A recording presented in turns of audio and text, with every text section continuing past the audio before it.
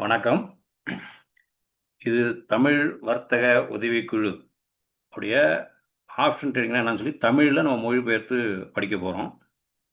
படிச்சு அதை விரிவா வந்து விளக்கி ஒருத்தருக்கு ஒருத்தர் புரிஞ்சுக்க போறோம். இதுல வந்து யாரு பாடம் நடத்துறாங்க, எடுக்குறாங்க அப்படின்லாம் இல்ல. எனக்கு தெரிஞ்சத நான் சொல்லப் போறேன். உங்களுக்கு தெரிஞ்சது நீங்க இங்க சொல்லப் போறீங்க. ஒருத்தர் ஒருத்தர் ஒரு குழுவா ஆலோசனை செஞ்சு ஒருத்தருக்கான விளக்கத்த குடுத்து, நம்ம இன்னும் மேலும் வந்து இந்த ஆப்ஷன் ட்ரேட வந்து நம்ம புரிஞ்சுக்க போறோம். இத தமிழ்ல மொழிபெயர்க்கும்போது விருப்ப வர்த்தக வழிகாட்டின்னு சொல்லி சொல்லுது. பட் இது இடத்துக்கு இடம் மாறுபடும். ஆப்ஷன் ட்ரேடிங்னா நம்ம மனதுக்கு ஏத்த மாரி நம்ம நம்ம சூஸ் பண்றது தான். நம்ம வந்து செலக்ட் பண்றது தான் ஆப்ஷன் ட்ரேடிங் அப்படின்ற ஒரு மீனிங்ல அது விருப்ப வர்த்தகம் அப்படின்னு சொல்லி அது டிரான்ஸ்லேட் பண்ணியிருக்காங்க. பட் அது நம்ம போக போக அது எப்படின்றத நம்ம புரிஞ்சுக்க போறோம். முதல்ல நம்ம ஆரம்பிக்கிறதுக்கு முன்னாடி என்ன நம்ம கத்துக்க போறோம் அப்படின்றத நம்ம தெரிஞ்சுக்கிறோம். இது உங்களுக்காக மிகவும் எளிமையான மொழியில் எழுதப்பட்டது. பங்கு சந்தை பற்றி எதுவும் தெரியாதவர்கள் கூட இதை படித்து ஆப்ஷன் ட்ரேடிங் புரிந்து கொள்ளலாம் அப்படின்னு ஒரு கருத்து உருவாக்கப்பட்டு ஒவ்வொன்றா கேள்வி கேட்டு ஒவ்வொன்றும் பண்ணியிருக்கோம். இல்லை ஒவ்வொரு ஹெட்டிங்கா போறோம். முதல்ல நம்ம என்னென்ன தெரிஞ்சுக்க போறோம் அப்படின்றத தெரிஞ்சுக்கலாம். பங்கு சந்தை என்னவென்று தெரியாதவர்களுக்காக ஆப்ஷன் அத மொத யார் வரீங்களோ, வெரி பிகினிங்ல யார் இருக்கீங்களோ அவங்களுக்காகவும், ஆப்ஷன் ட்ரேடிங் பற்றி கேள்விப்பட்டவருக்கு நீங்க முன்னாடி இது ஆப்ஷன் ட்ரேடிங் சொல்லி கேள்விப்பட்டுட்டு இருப்பீங்க. பண்ணிட்டு இருக்க மாட்டீங்க. நீங்க ஒன்லி இன்வெஸ்ட்மென்ட் மட்டும் பண்ணியிருப்பீங்க. பண்ணலான்னு உங்களுக்கு ஒரு ஆசை இருக்கும். ஸோ, அவங்களுக்காக நீங்க இத இத இத படிச்சீங்கன்னா, இத புரிஞ்சுப்பீங்க. ஆப்ஷன் ட்ரேட்னா என்னன்னு சொல்லி உங்களால புரிஞ்சுக்க முடியும். சின்னா என்ன? பின்னா என்ன? Strike price, premium. இது 4மே வந்து அங்க அந்த ஆப்ஷன் ட்ரேட்ல பயன்படுத்தக்கூடிய மிக, மிக, மிக முக்கியமான வார்த்தைகள், ஆ விஷயங்கள். இது இது இல்லாம உங்களால அந்த ஆப்ஷன் ட்ரேடிங்ன்றத பண்ண முடியாது. அதனால இது 4ம் வந்து என்னன்னு தெரியாதவர்களுக்கு. இந்த வழிகாட்டிய படிதலும், புரிதலும் புரியவில்லை என்பவருக்கு. அதாவது இந்த ஒவ்வொன்னா நம்ம படிச்சு கேள்விப்பட்டிருப்போம். பாதி போயிருப்போம், பாதி பேசியிருப்போம். அது வந்து பாதி புரியாம இருக்கும். பாதி புரிஞ்சு புரியாம இருக்கவங்களுக்கு, சொல்லப்போனா என்ன போல உள்ளவங்களுக்கு இது ரொம்ப உபயோகமா இருக்கும். இது எஜுகேஷன் கைடு மட்டும் தான். இது வந்து உங்களுக்கு ட்ரேடு செய்யறதுக்கோ, இல்ல சிபி சர்டிஃபிகேட் ஏதோ நம்ம பண்றதில்ல. நாம வந்து சிபி சர்டிஃபிகேட் உள்ள ஒரு அட்வைசர் கிடையாது. நம்மளும் மிக மிக சாதாரணமா உங்கள போல ஒரு பயனாளி தான். அதனால இது நாங்க சொல்றத வச்சு எந்த இது அடிப்படை நோக்கம் வந்து எஜுகேஷன் பர்ப்பஸ் தானே ஒழிஞ்சு, ட்ரேட் எடுக்க உங்களுக்கு ரெக்கமெண்ட் பண்ணதோ, இல்ல நீங்க சம்பாதிக்க இப்படி போங்க, அப்படி போங்கன்னு சொல்லி உங்களுக்கு கால் குடுக்குறதோ கிடையாது. இந்த ட்ரேட் எடுங்க, அந்த ட்ரேட் எடுங்க, இல்ல ஒரு ஒரு கம்பெனிய புரமோட் பண்றதோ, ஒரு புரோக்கர புரமோட் பண்றதோ, அந்த மாரி வேலைகள் கிடையாது. இது முழுக்க முழுக்க ஒரு ட்ரேடிங்க எப்படி நீங்க புரிஞ்சுக்கணும், எப்படி புரிஞ்சுக்கிறீங்கன்றதுக்காக மட்டும் தான். நம்ம முன்னாடி பங்கு சந்தைனா என்ன அப்படின்னு சொல்லி நம்ம தெரிஞ்சுக்கலாம். பங்கு சந்தைனா ஒரு கடை எடுத்துக்கலாம். ஒரு கண்ணன் என்பவர் இருக்காரு. அவர் ஒரு தேநீர் கடை வச்சிருக்காரு. அவர் கடைய விரிவாக்க அவருக்கு ஒரு 10,00,000 தேவை. அவரிடம் 10,00,000 இல்ல. அவர் என்ன பண்றாரு, கடைக்கு வந்து பங்குதாரர் சேர்க்கலாம்னு சொல்லி முடிவு பண்றாரு. பங்கா பிரிக்கிறார். 10 பங்கா பிரிச்சார்ன்னா, ஒவ்வொருவருக்கும் ரூ. 1,00,000 குடுத்து அவர் நண்பர்கள்லாம் கூப்பிட்டு, அவர் கூட படிச்சவங்க, ஊர்ல தெரிஞ்சவங்க எல்லாத்தையும் கூப்பிட்டு ஒரு 10 பங்கா பிரிச்சு, அதில ஆளுக்கு ஒரு 1,00,000 குடுங்க அப்படின்னு சொல்லி கேட்கிறாரு. அப்ப அந்த 10,00,000 அவருக்கு பணம் கிடைக்குது. கடை வந்து லாபம் வந்து விரிவாக்குறாரு. அந்த வரவுடைய லாபத்தில அந்த 10 பேத்துக்கும் குடுத்த பணத்துக்கு தகுந்த மாரியோ, இல்ல அவங்க குடுத்த பணத்துக்கு சமபங்கமா அந்த பங்குல லாபத்தில பங்கு தர்றாரு. அந்த பங்கு தான் வந்து ஸ்டாக் அப்படின்னு சொல்லி சொல்லப்படுது. இதுல வந்து என்எஸ்இ, பிஎஸ்இ பல்லாயிரக்கணக்கான இருக்கு. அந்த மாரி நம்ம வரக்கூடிய இது ஒரு எடுத்துக்காட்டா சொன்னது. அந்த மாரி நம்ம பயன்படுத்துற இந்த ஸ்டாக் மார்க்கெட்ல, ஷேர் மார்க்கெட்ல NSE national stock exchange, BSE Bombay stock எக்ஸ்சேஞ்சுன்ற 2 நிறுவனம் இருக்கு. அதுல பல்லாயிரக்கணக்கான நிறுவனங்கள் இருக்கு. அந்த நிறுவனங்கள் தான் வந்து தங்களுடைய தேவைக்காக, பண தேவைக்காக, மேலும் வந்து அவங்களோட பிசினஸ டெவலப் பண்றதுக்காக, ஒரு விரிவாக்கத்துக்காகவும், மேற்கொண்டு மேற்கொண்டு அவங்க கம்பெனிய முன்னெடுத்து செல்றதுக்காக பங்குகளா பிரிச்சு, சின்ன சின்ன பங்கா மைக்ரோ லெவல்ல பங்க பிரிச்சு, பல லட்சக்கணக்கான, கோடிக்கணக்கான பங்குகள வெளியிடுறாங்க. அந்த பங்கு தான் வந்து பப்ளிக் வாங்குறதுக்காக விடுறாங்க. அதுல பாதி பங்கு அல்லது அதற்கு மேற்பட்டதோ அல்லது குறைந்ததோ அந்த கம்பெனி என்ன முடிவு பண்ணுதோ, அந்த கம்பெனி முடிவு பண்றதுக்கு தகுந்த மாரி அவங்க பங்குகள வெளியிடுவாங்க. இந்த பங்குகள வெளியிடுறதுக்கு, கண்காணிக்கிறதுக்கு ஒரு அமைப்பு இருக்கு. அந்த அமைப்பு பேர் தான் சிபி அப்படின்னு சொல்லக்கூடியது. இது கண்காணிப்பு மட்டுமே செய்யும். இது ஒரு ஒரு நெறிமுறைகள உருவாக்குது. பங்கு சந்தையில நீங்க எப்படி வந்து செயல்படணும், போகணுன்ற ஒரு நெறிமுறைகள உருவாக்குது. இந்த என்எஸ்சி, பிஎஸ்சியை வந்து அவங்க தான் வந்து நெறிமுறைப்படுத்துகிறாங்க. அதுக்குன்னு ஒரு சில விதிமுறைகள்லாம் உருவாக்கி, அதுக்கு புரோக்கர்களுக்கு விதிமுறைகளை உருவாக்கி, இவங்கள இந்த பங்கு சந்தைகளை வெளியிடுறதுக்கு, பங்குகளை வெளியிடுறதுக்கு இந்த சிபி நிறுவனம் வந்து கண்காணிப்பு குழுவாக தான் இருக்குது. இதுதான் இருக்குது.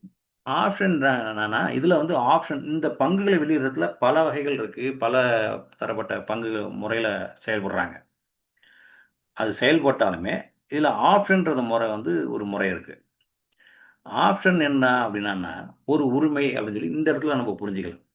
அதாவது நீங்கள் ஒரு ஒரு அந்த ஒரு பங்கை விலை கொடுத்து வாங்கக்கூடிய அந்த நேரத்துக்கு ஒப்பந்தம் போடுறீங்க. அந்த ஒப்பந்தம் அதை கோருறீங்க. நீங்கள் வந்து வாங்கவோ விற்கவோ அதை ஒரு உரிமையாக நீங்கள் வந்து வாங்குறீங்க. ஆனால் உங்களுக்கு கடமை வந்து இருக்கும், கட்டாயம் கிடையாது. அது ஆப்ஷன் என்பது ஒரு உரிமை. விலை கொடுத்து வாங்கும் ஒரு சிறப்பு அனுமதி. இதை வாங்கினவர் அந்த உரிமையை பயன்படுத்தலாம் அல்லது கைவிடலாம். கட்டாயம் இல்லை. இப்போ நீங்கள் என்னன்னா ஒரு ஒரு பங்கை வாங்குறீங்க. அந்த பங்கை வந்து எப்படி பயன்படுத்தணுன்றது நீங்கள் தான் வந்து முடிவு பண்ணுறீங்க. அது கட்டாயமாக நீங்கள் அந்த வாங்கிட்டீங்க, நீங்கள் அங்கேயே இருக்கணும், அதை செஞ்சே ஆகணும் அப்படின்ற மாரி இல்லை அப்படின்ற மாரி சொல்ல வராங்க. இதை ஒரு சினிமா டிக்கெட் மூலமாக ஒரு உதாரணமாக கொடுக்குறாங்க. நீங்கள் ஒரு திரைப்படம் பார்க்க ரூ. 200 டிக்கெட் வாங்கினீர்கள். அந்த டிக்கெட்டோட அந்த இருக்கையில் அமர உரிமை. அந்த டிக்கெட்டில் அந்த நம்பர் கொடுத்துருப்பாங்க.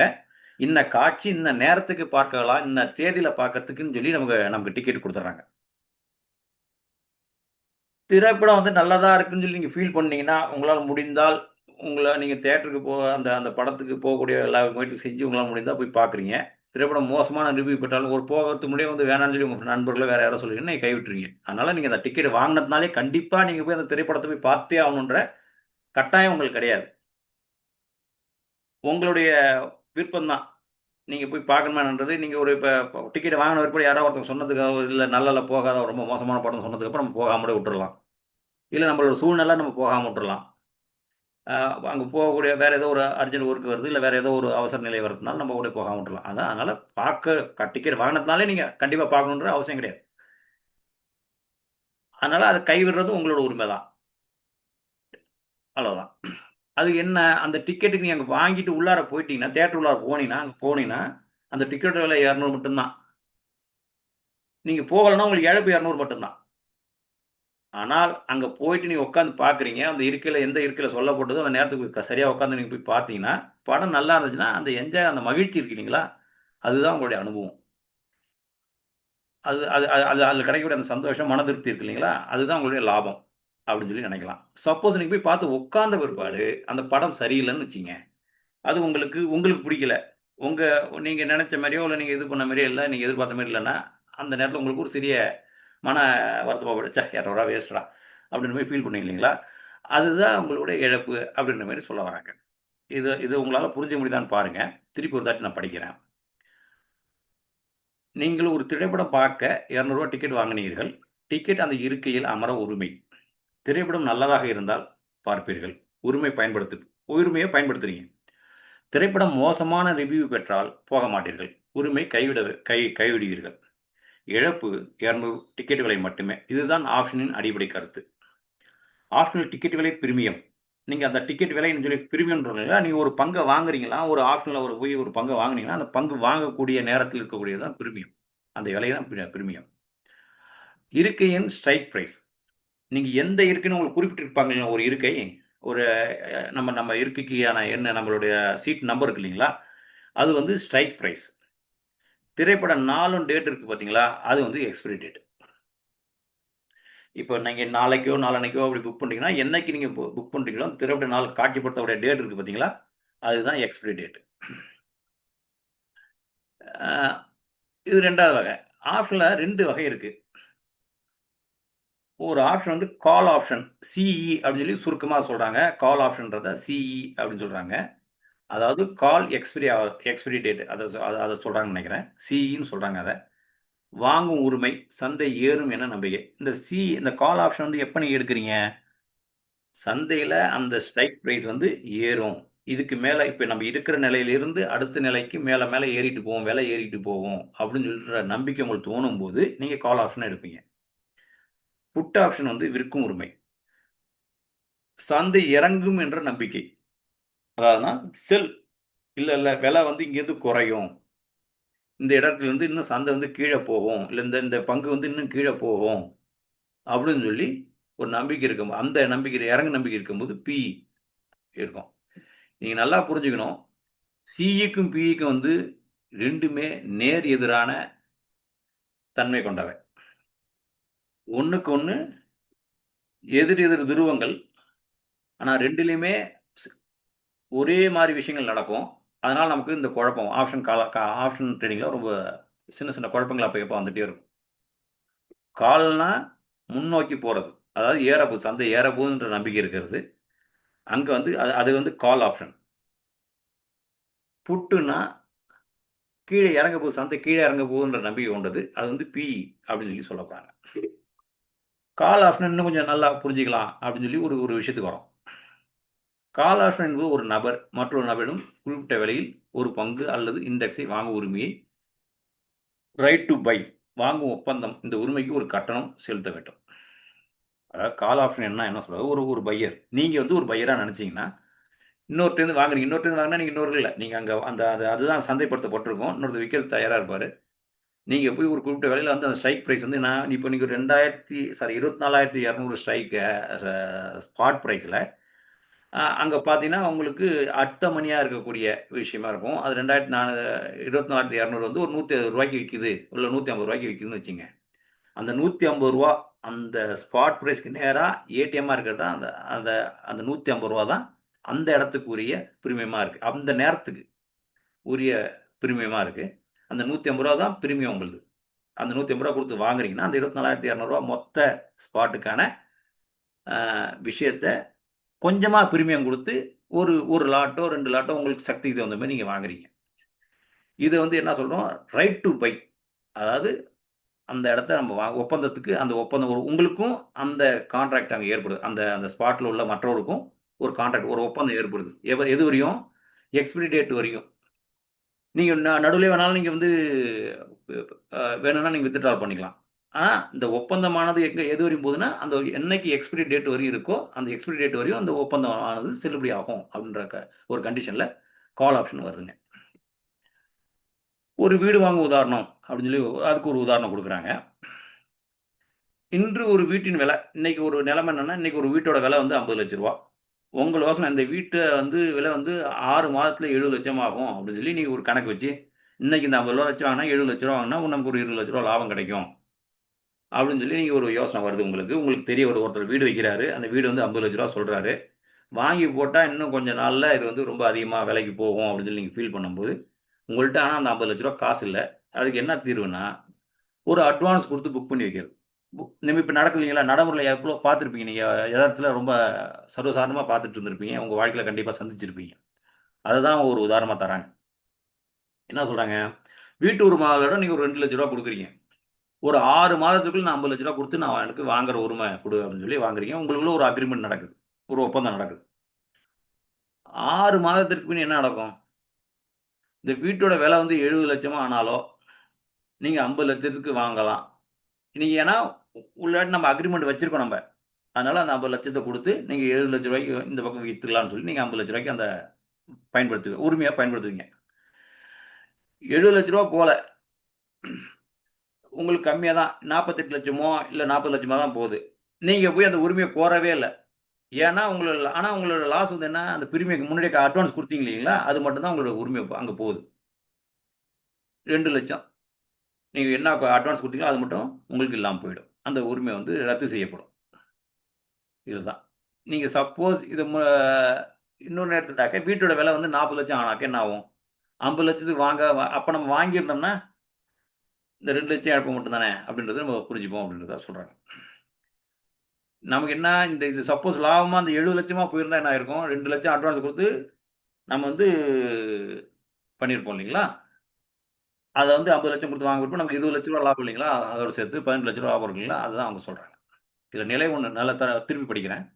வீட்டு விலை 70 லட்சம், ஆனால் நீங்கள் 50 லட்சத்துக்கு வாங்கலாம், உரிமை பயன்படுத்துகிறீர்கள், லாபம் 70 லட்ச ரூபா, சீக்கிரம் மைனஸ் 50 லட்ச ரூபா நம்ம பணம் அவங்களுக்கு போயிடுது, 2 லட்ச ரூபா பிரீமியம் கொடுக்குறோம், 2 லட்சம் பிரீமியம் கொடுத்துருப்போம், ஸோ 18 லட்சம் நமக்கு லாபம் அப்படின்னு சொல்லி சொல்கிறார், இவங்க சொல்கிறாங்க. ஐயா, நிலை 2 வீட்டு விலை 40 லட்சமாக ஆகுது, 50 லட்சத்துக்கு வாங்குறது நம்ம வாங்கவே இல்லை இல்லைங்களா? அதனால விட்டுருவோம். ஏன்னா 40 லட்சம் அங்கே விலை வந்து அங்கே போகல. அதனால அந்த உரிமை கேட்டோம். ஆனால் இழப்பு வந்து எவ்வளோங்க? 2 லட்சம் ரூபா தான். இதுதான் கால் ஆப்ஷன் சக்தி. இதில் ஏதாவது உங்களுக்கு டவுட் இருக்குங்களா? இல்லை நான் ஏதாவது தவறாக சொல்கிறதுல உங்களுக்கு ஏதாவது புரியாமல் இருக்குங்களா? இல்லை ஒழுங்கா புரிஞ்சுதுங்களா? யாராவது ஒருத்தர் சொன்னா கூட ஓகே தான். Okay sir. Okay. Okay. Maximum loss நம்ம கால் ஆப்ஷன் என்ன நடக்குன்னா, மேக்ஸிமம் லாஸ் வந்து பிரீமியம் மட்டும்தான். மேக்ஸிமம் ப்ராஃபிட் எல்லையற்றது. ஏன்னா இந்த 7 லட்சம்னு சொல்லி நம்ம கணக்கிட்டது மட்டும் இல்லை, அதையும் தாண்டி போகலாம். இல்லை நீங்கள் இன்னும் ஒரு வருஷம் வச்சுருந்தா 80 லட்சம் ஆகலாம் அப்படின்னு தான் இது வச்சுருக்குல்ல.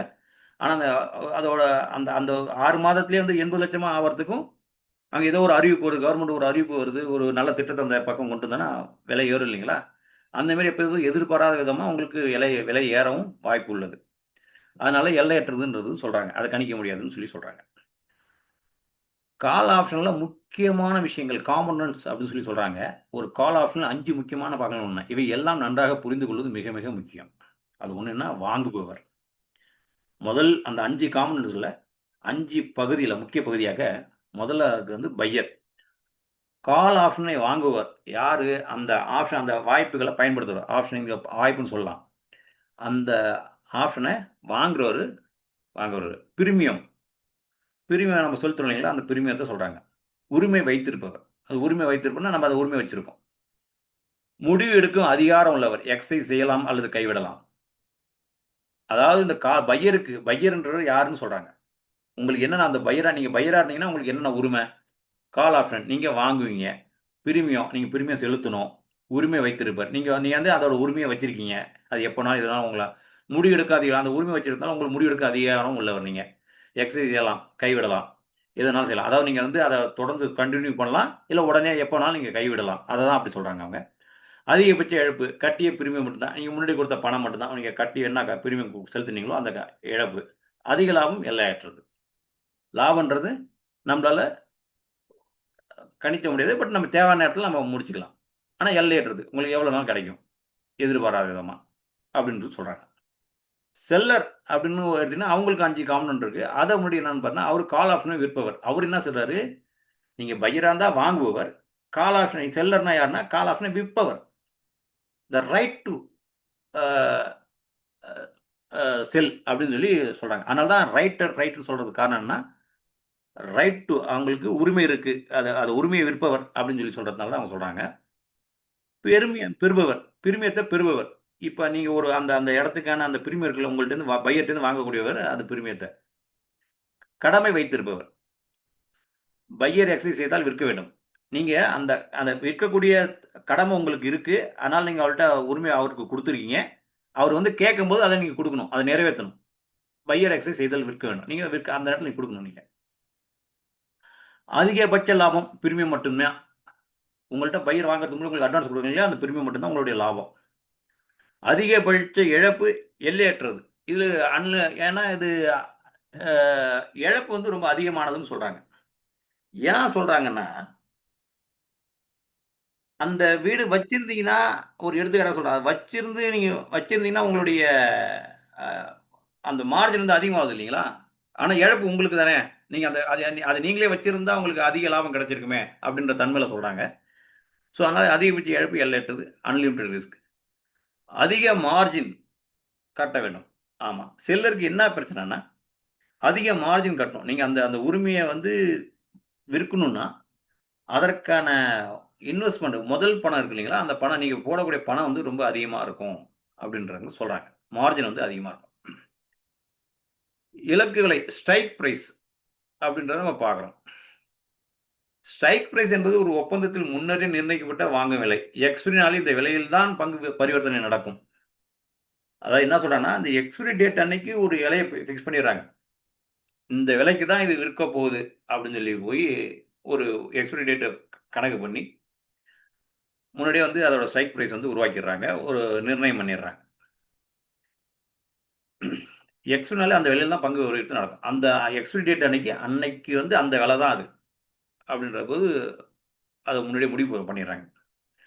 ஸ்ட்ரைக் ப்ரைஸுக்கு ஒரு உதாரணம் சொல்கிறாங்க. நிஃப்டி இப்போது 22,000 புள்ளியில் வந்து உள்ளது. நீங்கள் 22,500 ஸ்ட்ரைக் ப்ரைஸ் வாங்கினீர்கள் என்றால் இந்த ஒப்பந்தம் எக்ஸ்பிரி நாளில் 22,500க்கு நிஃப்டி வாங்க எனக்கு உரிமை உண்டு.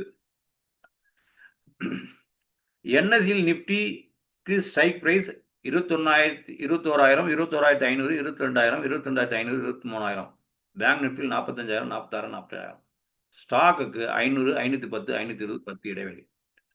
அதான் என்ன சொல்றாங்கன்னா, 22,000 ஸ்பாட் பிரைஸா இருந்தா, நீங்க நிஃப்டி 50 50 நம்ம மொத்தம் இருக்குல்ல, அது வந்து 22,000 இருந்தா, இது ஸ்ட்ரைக் பிரைஸ் ஸ்பாட் பிரைஸ் மாற்றி மாற்றி சொல்லுவாங்க. நீங்கள் எதனா எடுத்துக்கலாம். அதை வந்து நீங்கள் ஸ்ட்ரைக் சிஇ வாங்கினீங்கன்னா, அதில் வந்து 22,000 நீங்கள் ஸ்ட்ரைக் பிரைஸ் சிஇ வாங்கினீங்கன்னா, எக்ஸ்பிரி நாளில் வந்து 22,500க்கு வாங்க எனக்கு உரிமை உண்டு. அதாவது அன்னைக்கு வந்து நீங்கள் 22,500 இருக்கும். அந்த அந்த 22,000 ஸ்பாட் ஓடும்போது 22,500லேருந்து 500 வரைக்கும் போகும் அப்படின்னா, அந்த 500 அன்னைக்கு அந்த ஸ்ட்ரைக் ப்ரைஸ் நீங்கள் உரிமையாக இருக்கும்.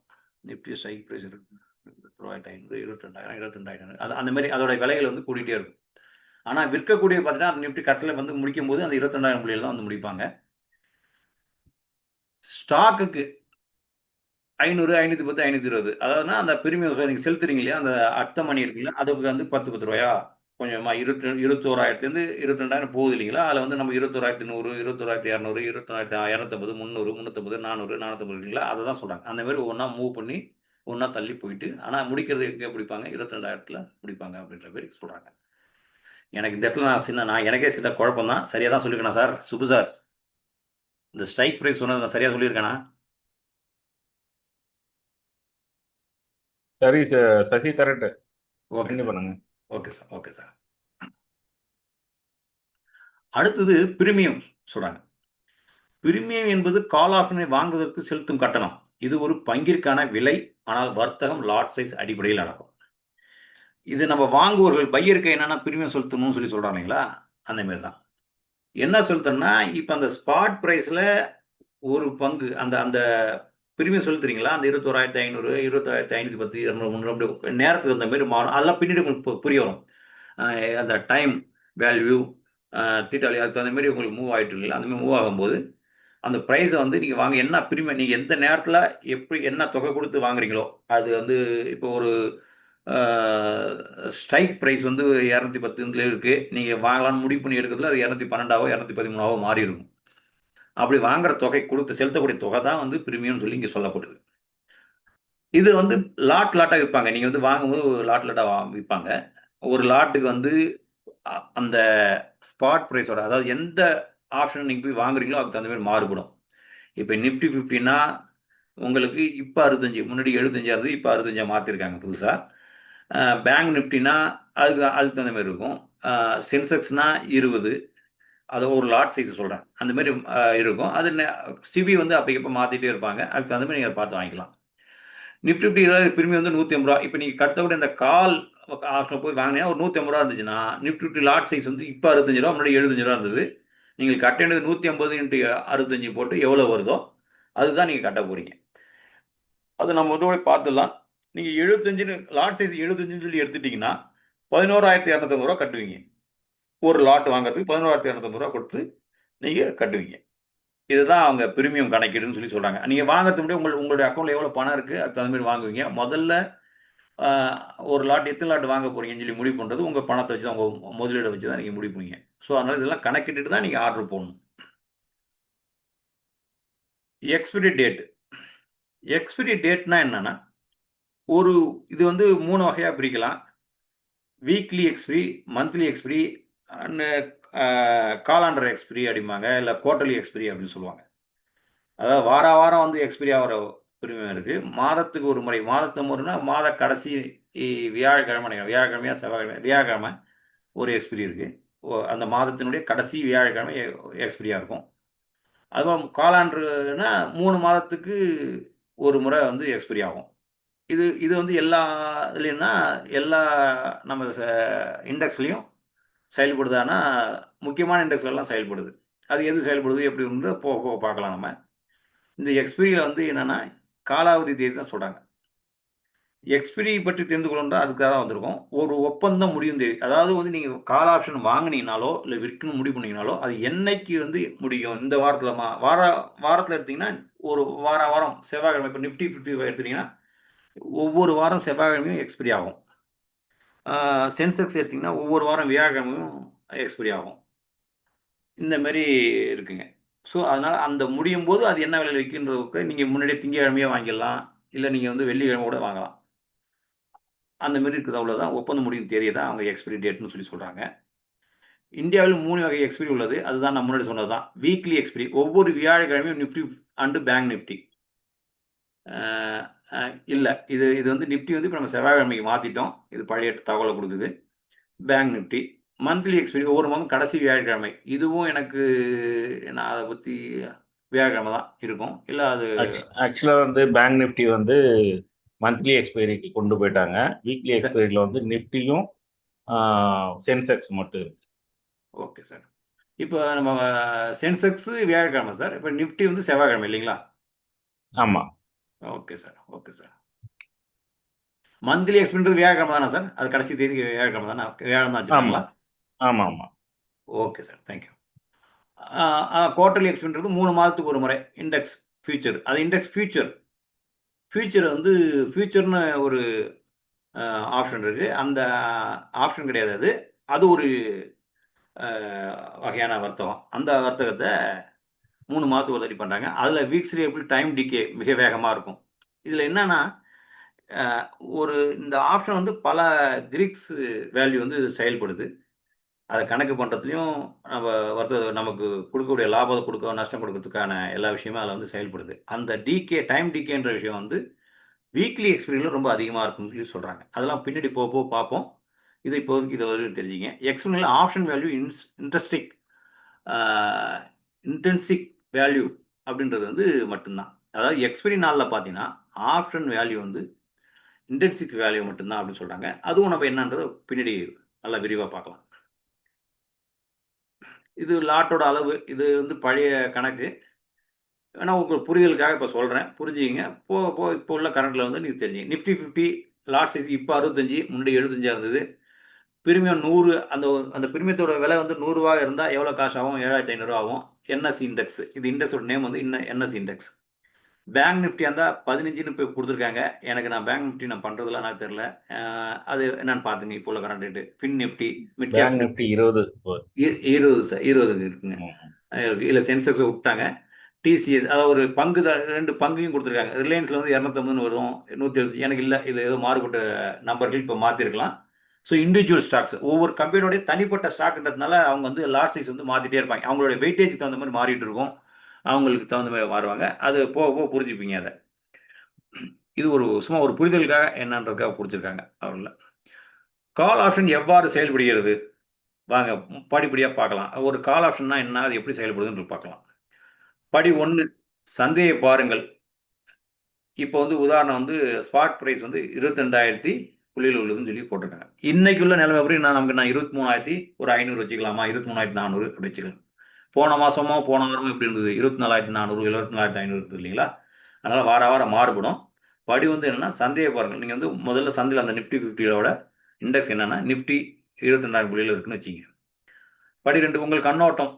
உங்களோட நீங்கள் பார்த்தோன்னே உங்களுக்கு என்ன தோணுது? என்ன வாங்கலாமா வேணாம்னு சொல்லி நான் நினைக்கிறேன் நிஃப்டி 50 2,500 போகும் அப்படின்னு சொல்லி நீங்கள் நினைக்கிறீங்க. கால் ஆப்ஷன் நீங்கள் ஏன் கால் ஆப்ஷனில் இருக்கணும் அப்படின்னு சொல்லி சொல்கிறேன். அதுக்காக இருந்தால் நீங்கள் என்ன பார்க்கணும், என்ன புரிஞ்சுக்கணும் அப்படின்றத. இப்போ இன்னைக்கு இருக்கிற 23,400 சொல்லி இன்னைக்கு எடுத்துக்காட்டு வச்சுக்கோ. நீங்கள் 23,400 முடிஞ்சிருக்கு இன்னைக்கு சந்தை. நான் என்ன நினைக்கிறேன், ஒரு பையரா நாளைக்கு வந்து ஒரு 500 புள்ளி வந்து ஏறலாம், 24,000க்கு போகலாம் அப்படின்னு சொல்லி நான் நினைக்கிறேன். இல்லை 24,100 அந்த மாதிரி போகும் அப்படின்னு சொல்லி நான் நினைக்கிறேன். அப்படி நினைக்கும் போது படி 3 நான் உடனே என்ன பண்ணுவேன், ஸ்ட்ரைக் ப்ரைஸை தேர்வு செய்வேன். நான் வந்து உடனே தேர்வு செய்கிறேன். நாளைக்கு காலைல ஓப்பன் ஆனோடனே பார்க்குறேன், அது எந்த ஸ்பாட் ஓப்பன் ஆனோடனே பார்க்குறேன், அது 22,500 23,400 இருக்கிறது 23,500 ஓப்பன் பண்ணுறாங்க. ஒரு கேப் அப்பில் ஓப்பன் பண்ணுறாங்க, 23,500 இருக்குது. நான் தேர்வு செய்கிறேன். பிரீமியம் பார்த்தீங்கன்னா எனக்கு வந்து அப்போ ஒரு ₹100 இருக்குது, இல்லை ₹80 இருக்குன்னு சொல்லி இதில் போட்டிருக்காங்க. படி 4. ஆனால் ஒரு ₹100 இருக்குன்னா நம்ம ₹100 கொடுத்து ஒரு 65 லாட் சைஸ் வந்து 65 இருக்குது. ஸோ 100 × 65 6,500 வந்து கட்டுறோம். நம்ம 6,500 கட்டி அந்த பிரீமியத்தை வாங்குகிறோம். இதுதான் படி 5. படி 6ன்னா ஆர்டர் போடுங்க. நீங்கள் நம்ம 0 இருந்தால் 0 ஆர்டர், அது ஒவ்வொருத்தங்களும் அவங்க வச்சிருக்க புரோக்கர் இதில் வந்து நீங்கள் பை ஆர்டர் போடுறீங்க. பை ஆர்டர் போட்டு எக்ஸ்பீரி வரை காத்திருங்கள். இப்போ நம்ம இன்னைக்கு வாங்கினோம்னா நாளைக்கு வாங்குறீங்கன்னா நாளைக்கு நமக்கு என்ன கிழமை, வியாழக்கிழமை வருதுங்க. நாளைக்கு நம்ம வாங்குறோன்னா வியாழன், வெள்ளி, நடுவில் சனியாக இருந்து லீவு, மார்க்கெட் லீவு, திங்கக்கிழமை ஒன்று இருக்குது, செவ்வாய் வரையும் நீங்கள் காத்து இருந்தீங்கன்னா, எக்ஸ்பிரி டே அது அன்னைக்கு வரைக்கும் காத்து இருந்தீங்கன்னா, நீங்கள் கணக்கு இப்போ நம்ம என்ன நினைக்கிறோம், 23,500 போதுன்றோம். இது நடுவில் என்ன ஏற்ற இறக்கங்கள் வந்தாலும் அது முடியறதுக்கு போது உங்களுக்கு அங்கே வந்துச்சுன்னா, ஏதாவது 23,500ன்றது 24,000க்கு அப்படி வந்துச்சுன்னா எவ்வளோ ஆகும்? உங்களுடைய பிரீமியம் தான் போனால் உங்களோட பிரீமியம் 200. அதாவது வந்து இப்போ அந்த ரூ. 100 வாங்கின நம்ம அந்த 6,500 கொடுத்து வாங்கின அந்த லாட்டானது அந்த 500 போணுச்சுன்னா 500 பாயிண்ட் நீங்கள் ஏறி இருந்ததுன்னா உங்களுக்கு மேற்கொண்டு உங்களுக்கு எவ்வளோ கிடச்சிருக்குங்க? ஒரு ஒரு ஒரு ஐயோ கணக்கு பண்ணுமே. சரி, ஒரு ஒரு அந்த அந்த அந்த நாட்கான இதே சொல்லியிருக்கலாம் மாட்டுக்கு. நீங்கள் ஒரு 80 வாங்கியிருந்தீங்கன்னா அந்த 80 வந்து என்ன ஆயிருக்கும், 200 ஆயிருக்கும். அதாவது 22,800 அந்த முடியும் தருவாயில் வந்து உங்களுடைய பிரீமியமானது 80 வாங்கின பிரீமியமானது 200 மாறி இருக்கும் உங்களுக்கு. அப்போ நீங்கள் அதை கணக்கு பண்ணி உங்கள் லாபம் எவ்வளோன்றது கணக்கு பண்ணி 75 இன்ட்டு 200 அதுதான் உங்களுடைய லாபம், மொத்த லாபமாக இருந்திருக்கும் அன்னைக்கு எக்ஸ்பிரி டேட் ஆர்டருக்கு. அது எவ்வளோ உங்களுக்கு அந்த நீங்கள் கொடுத்த பிரீமியத்தோட எவ்வளோ அதிகமாக இருக்குதோ அன்னைக்கு கடைசி நாள் அன்னைக்கு அது உங்களுடைய பிரீமியமாக கிடைக்கும் உங்களுக்கு, லாட்டுக்கு தகுந்த மாதிரி. இதுவரையும் சரிதானா? சரியாக சொல்கிறேன்னா உங்களுக்கு புரியுதா? இல்லை ஏதாவது மாட்டணுமா? என்ன இன்னும் விளக்கம் சொல்லணுமா? Okay sir, okay sir. அதை கண்டினியூ பண்ணுங்க. புரியுது சார். Okay sir. இல்லை உங்களுக்கு ஏதாவது நடுவில் ஏதாவது தோணா கூட கேளுங்க, பேசுங்க. நான் ஏதாவது தப்பாக சொன்னால் என்னையும் திருத்துங்க. அடுத்தது இதுக்கு எதிர்ப்பதமாக நடந்தால் என்ன நடக்கும்ன்றதும் சொல்லிடுறோம் நம்ம. என்ன நடக்கும்? அல்லது இடையில் செல் செய்யுங்கள். உதாரணம் ஆகும், நீங்கள் சப்போஸ் நடுவுலேயே முடிச்சுக்கிறீங்க. ஒரு ஒரு 80 பார்த்தீங்கன்னா ஒரு 120 வந்து சரி போதும்பா அப்படின்னு சொல்லிட்டு நீங்கள் முடிவு பண்ணி வெளில வந்துட்டீங்கனாலும் வெளில வந்துடலாம். அதுக்கும் உண்டு உங்களுக்கு. 200 மைனஸ் எவ்வளோ ப்ராஃபிட்டு, நீங்கள் 80 அது எவ்வளோ கழிச்சிங்களோ அது உங்களுக்கு அது போயிடும், அவ்வளோதான். நீங்கள் எவ்வளோ, அதாவது நீங்கள் எவ்வளோ எடுத்தீங்களோ அது மட்டும்தான் உங்களுக்கு அப்படின்றத சொல்கிறாங்க.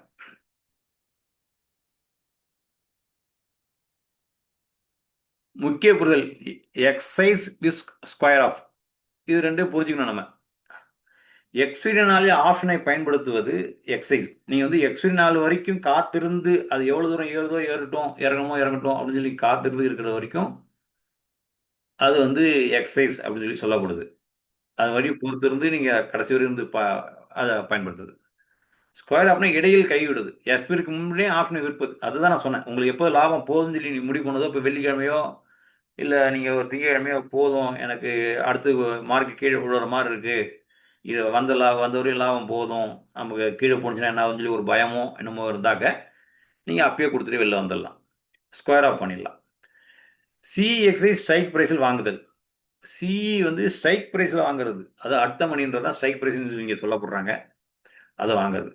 ஸ்கொயர் ஆஃபில் என்ன நடக்குதுன்னா ரீட்டைல் ட்ரேடர்ஸ் பொதுவாக இதை செய்வார்கள். அதாவது டெய்லி நம்ம இன்ட்ராடே என்ன மாதிரி ஆளுங்க இருக்காங்க இல்லைங்களா, பொதுவாக நம்ம இன்ட்ராடே செய்கிறவங்க எல்லாமே என்ன பண்ணுவாங்க, இது வந்து அன்னன்னைக்கு வாங்கி அன்னன்னைக்கு விற்பாங்க இல்லைங்களா, அதை தான் சொல்கிறாங்க.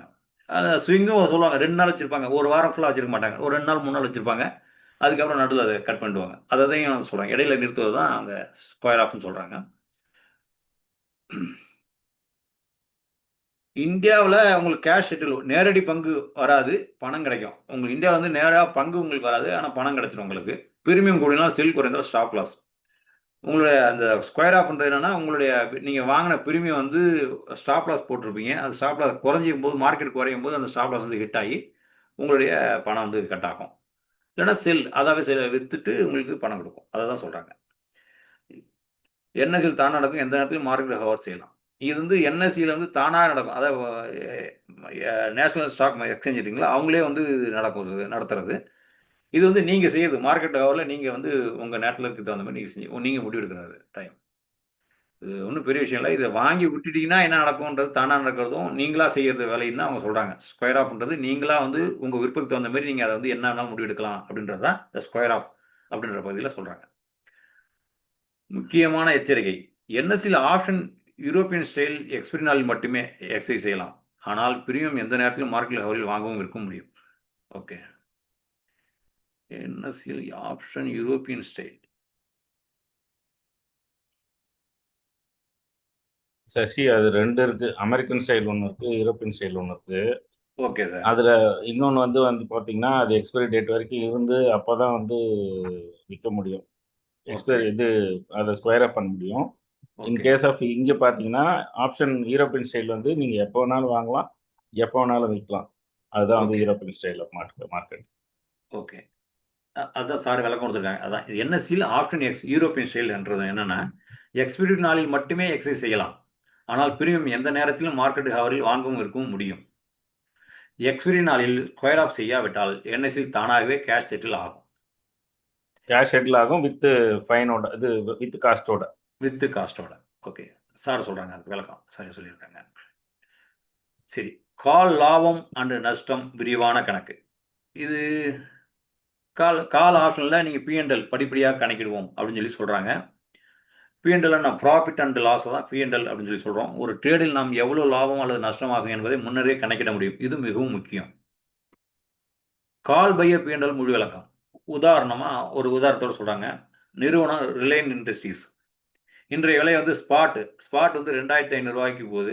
ஸ்ட்ரைக் ப்ரைஸ் வந்து 2600 சிஇ. பிரிமியம் வந்து 50 ரூபா. லாட் சைஸ் வந்து 250. மொத்த பிரிமியம் வந்து 50 × 250 12,500 ரூபா கட்டி நீங்கள் வந்து கால் ஆப்ஷன் வாங்குறீங்க. எக்ஸ்பைரி வந்து 30 நாளுக்கு அப்புறம் வாங்குறீங்க. அதை இன்னையிலேருந்து 30 நாளுக்கு அப்புறம் அப்படி நீங்கள் வாங்கினீங்கன்னா யோசனை 2000 அது நமக்கு என்ன தோணுது, நம்ம வந்து ரிலையன்ஸோட பங்கு வந்து விலை ஏறுன்னு சொல்லி நம்ம வாங்கிட்டு இருக்கோம்.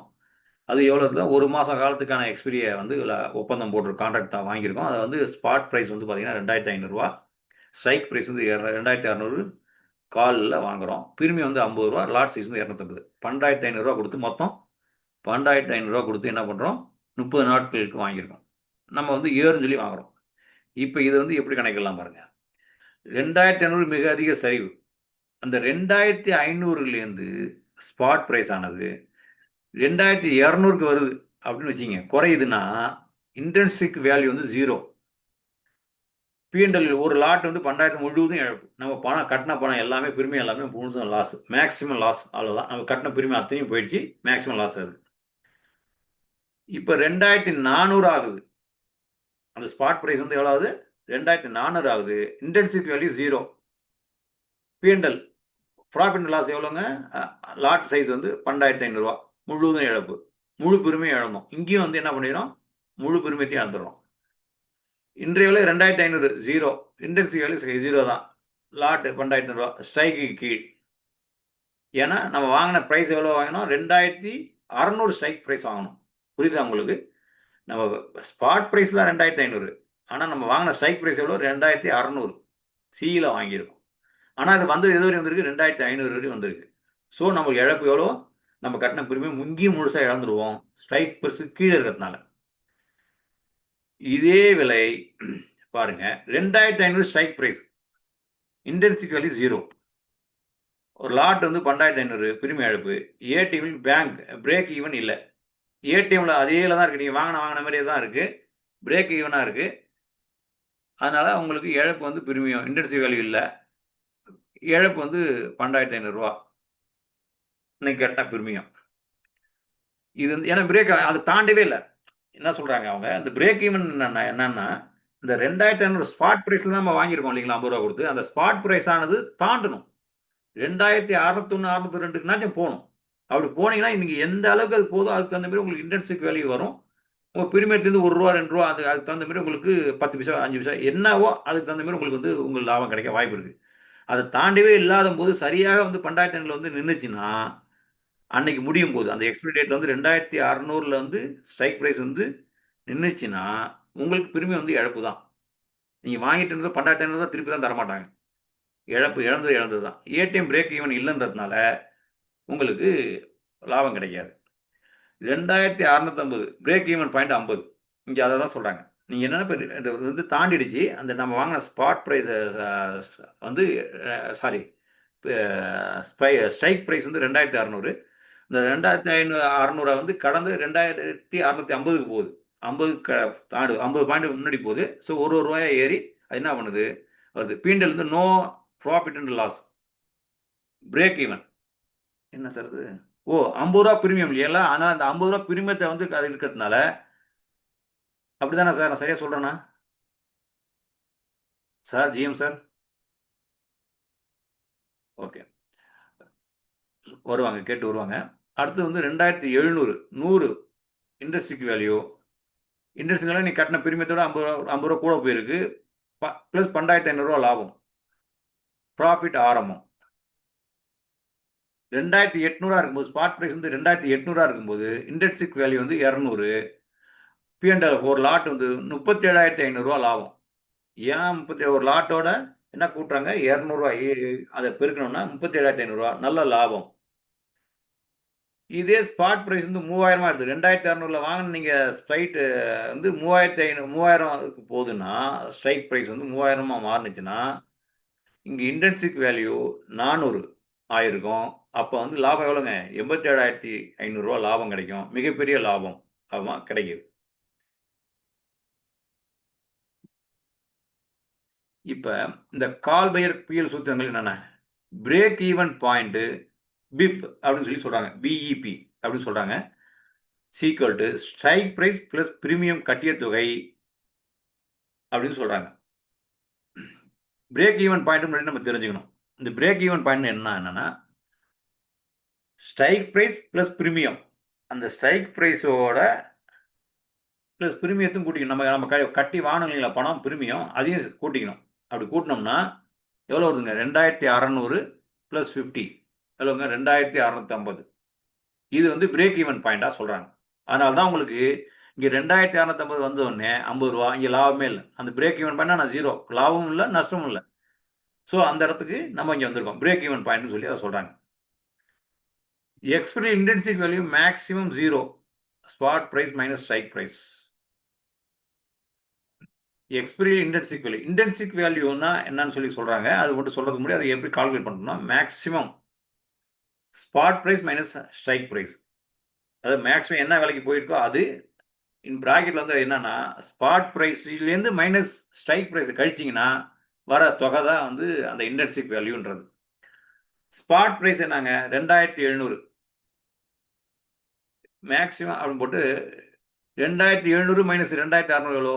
மேக்ஸிமம் 100 தான் உங்களுக்கு அங்கே வந்து இன்டென்சிக் வேல்யூ கிடைக்குது. 2400 இருக்குது. 2400 மைனஸ் 2600 மைனஸ் 200 ஸோ நமக்கு நம்மளோட பெருமை வந்து 0 ஆகிடும். இங்கே 2700 100 வந்து அதிகமாக இருக்குது ஸ்பாட் ப்ரைஸு. நம்ம ஸ்ட்ரைக் ப்ரைஸ் எவ்வளோ இருக்குது? ஸ்ட்ரைக் ப்ரைஸ் எவ்வளோ இருக்குது? 2600 இருக்குது. ஸோ 2700லேருந்து 2600 கழிச்சோம்னா மீதி இருக்க தொகை தான் வந்து உங்களுக்கு இன்டென்சிக் வேல்யூ. நம்ம கிடைக்கக்கூடிய லாபமாக 100 சொல்கிறாங்க.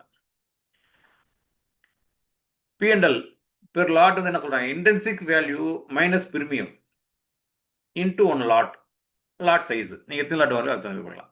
இப்போது ஸ்பாட்டில் வந்து 2700, அதோட விலை 100 வந்து இன்டென்சிக் value 100. So minus 50 into 250. Premium வந்து 250 இருக்கிறதுனால பிரீமியம் வந்துடுது. உங்களுக்கு லாட் சைஸ் வந்துடுறதுனால என்ன 250 போட்டிருக்காங்க. ஸோ 12,500 உங்களுக்கு லாபம். லாட் வந்து எவ்வளோங்க? 250 நம்ம முன்னாடியே பார்த்துருப்போம். இங்கே லாட் சைஸ் வந்து நீங்கள் பார்த்துருப்போம். லாட் சைஸ் வந்து 250. ஸோ அந்த லாபம் வந்து இந்த 250 லாட் சைஸை வந்து நம்ம என்ன பண்ணுறோம்? பெருக்கிறோம். எதோட? இன்டென்சிக் வேல்யூட பெருக்கிறோம். அந்த பிரீமியத்தை கழித்தது போக லாட் சைஸ், அதாவது இன்டென்சிக் வேல்யூ 100 கிடைக்குது. அதில் வந்து பிரீமியம் வந்து நமக்கு 50 போயிடுது. 50 போய் இன்ட்டு லாட் சைஸ் 250. ஸோ 12,500 நமக்கு லாபம். ஸ்பாட் ப்ரைஸ் வந்து 2500 இருக்குதுங்க. மைனஸ் 50 இன்ட்டு 250 எவ்வளோங்க? 12,500 லாஸ். புரியுதா உங்களுக்கு? ஏன்னா இன்டென்சிக் வேல்யூ 0. இன்டென்சிக் வேல்யூ இங்கே 0. அங்கே ஸ்பாட் ப்ரைஸ் அதோட 2600 ஸ்பாட் ப்ரைஸ் நம்ம வாங்கின ப்ரைஸ் எவ்வளோ?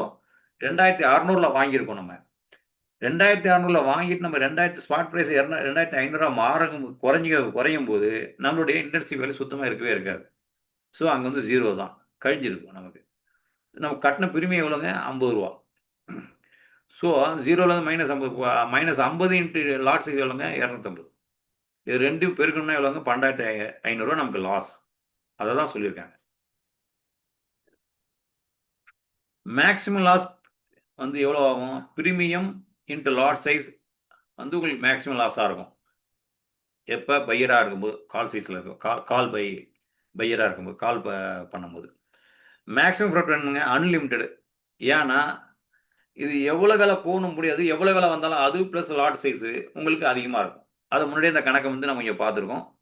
இதை பாருங்க, இந்த 3000 சப்போஸ் விலை வந்து அந்த ஸ்பாட் ப்ரைஸ் வந்து உங்களுக்கு ஸ்ட்ரைக் ப்ரைஸ் வந்து 3000 மாறுனுச்சுன்னா, ஒரு மாதம் கழித்து உங்களுக்கு கிடைக்கக்கூடிய இன்டென்சிவ் வேல்யூ வந்து 400 ரூபாயா இருக்கும்.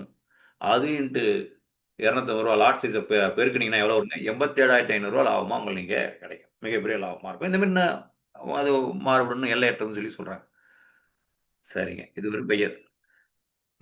சார் போதுங்களா? இல்ல நாளைக்கு தொடரலாமா? இல்ல இன்னும் தொடரட்டுங்களா? போதும் சார் இன்னைக்கு. ஓகே. இது வரையும் நம்ம வந்து கால் பையர் வரையும் பார்த்துருக்கோம். ஆப்ஷன்னா என்னன்னு பார்த்தோம். அதில் இருக்கக்கூடிய கூறுகள்லாம் என்னென்ன என்னென்ன அளவிற்கு எப்படி கால் பை வாங்குறது, என்ன P&L கணக்கெல்லாம் பார்த்துருக்கோம். இதில் உள்ள ஏதாவது சந்தேகம் என்ன இருந்தால் நீங்கள் இப்போ சார் ரெக்கார்டு ஆஃப் பண்ண பிற்பாடு கேட்டாலும் சரி தான், இல்லை கேட்கறதாலும் கேளுங்க. நான் எனக்கு தெரிஞ்சதை சொல்கிறேன். இல்லை நீங்கள் ஏதாவது இன்னும் விளக்கம் இது மேலும் இன்னும் புரிகிற மாதிரி இன்னும் விளக்கம் கொடுக்கலாம்னாலும் கொடுக்கலாம். நீங்கள் தாராளமாக கொடுங்க. மீதி நம்ம நாளைக்கு கண்டினியூ பண்ணலாம். Thank you Sasi sir. Sir recording stop பண்ணிக்கிறேன். சொன்னீங்க சார்.